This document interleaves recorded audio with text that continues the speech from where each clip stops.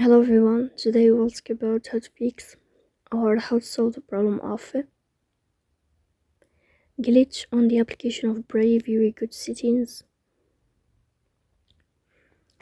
In this page we go to apps, default apps, app settings. On above you will search about Brave app and you will click. In this page of app info you will click on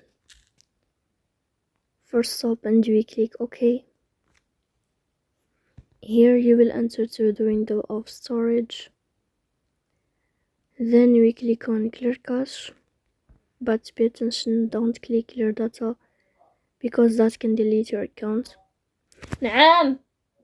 If you find update, don't click here. In the end you can turn off your phone and you can turn start your phone again, so please don't forget to